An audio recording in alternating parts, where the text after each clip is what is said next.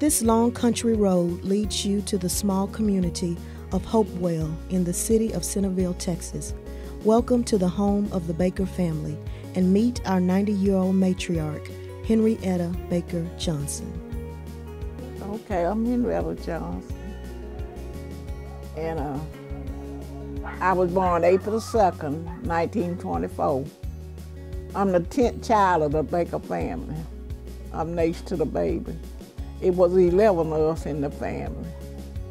But anyway, we grew up about 2.5 miles from here, right below Hopewell Baptist Church, right below the graveyard.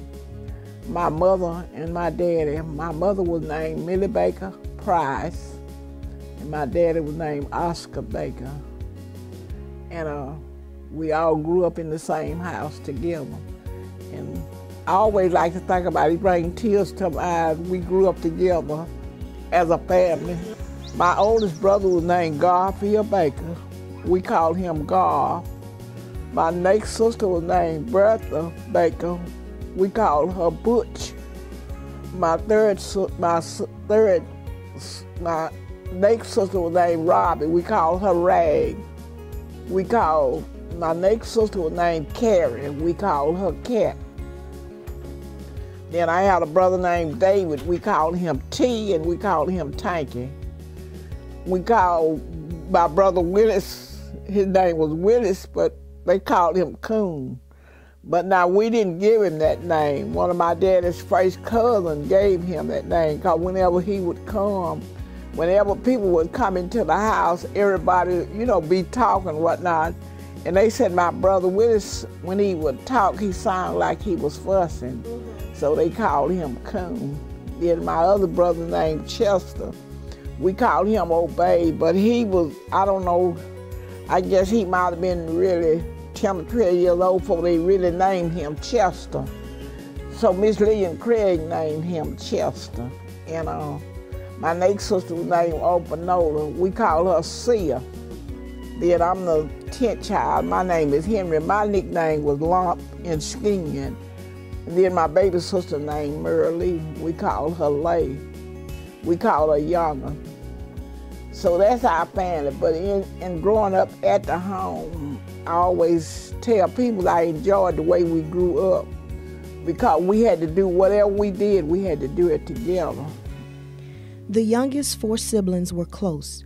Aunt Henry tells a funny story that happened one day while they were in the field chopping cotton. My brother Chester, he always said he gonna be a doctor when he got to be a man. He always had it in mind what he was gonna do.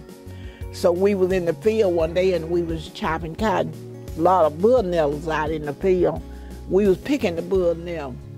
But you just can't reach in there and pull the bullnell out. You have to get you a little limb or something to pull it. But anyway, my sister Merle, it was a whole lot of bullnells out there. And she was just trying to get her whole bunch of them. And he said, just stick your hand in there and pull them out. So they ain't gonna sting you. If you do, so I can stop it. So I'm a doctor. So she reached her hand off and then she pulled these tried to get the bullnells out, and they were just each in her hand. When she come out, she said, you got to do something for me, Obey. My hand is eating me up. He went and he got this kind of weed. He rubbed that on. He got this kind of weed. He rubbed it on.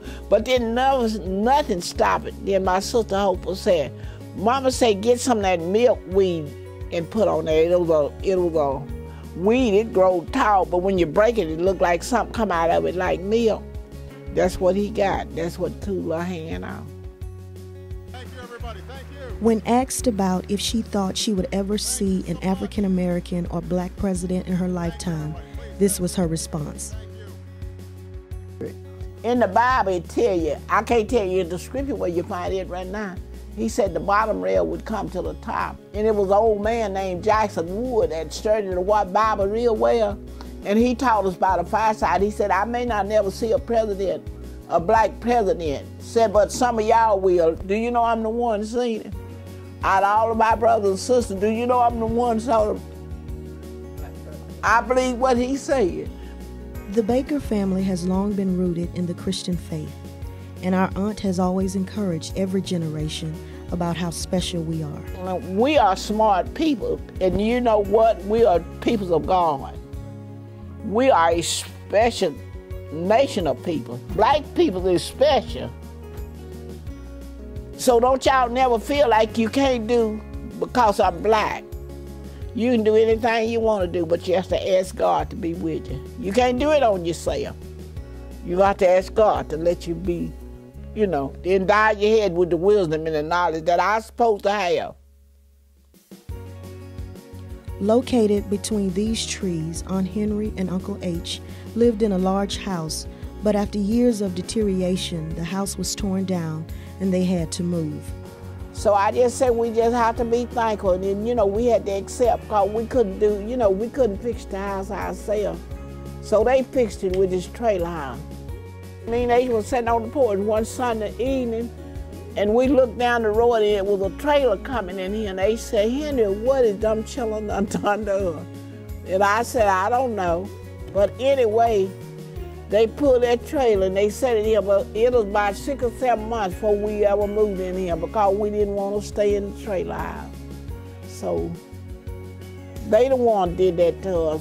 It never was our desire to move out the house. That was something they had worked hard for, was a house.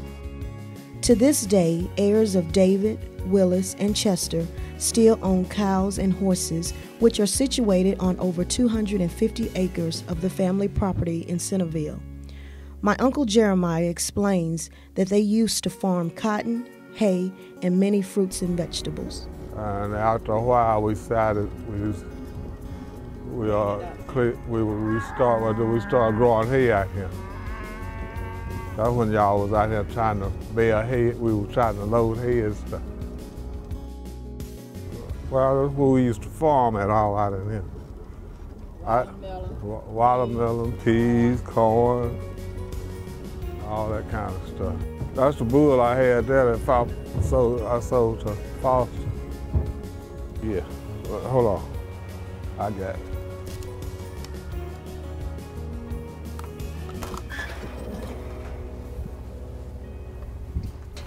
Hold on, get the poster, pick it up, bring it back. Put this up? Yeah. Bring it what?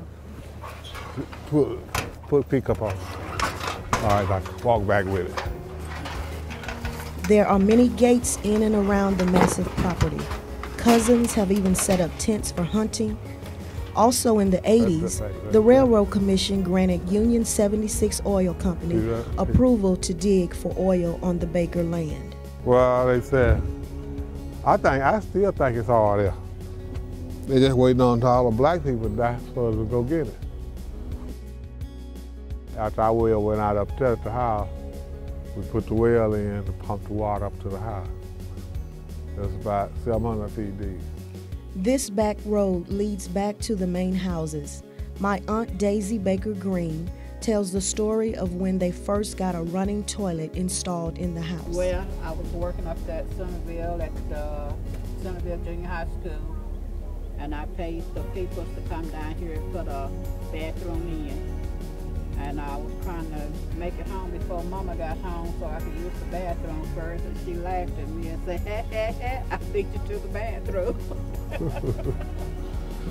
The Baker family history is long and enriched with extraordinary people of the past and present, and the wisdom of our Aunt Henry is unmatched.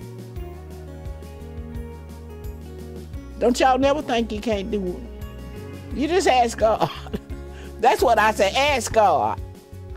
And I ask God every day of my life to bless me to do whatever He has for me to do.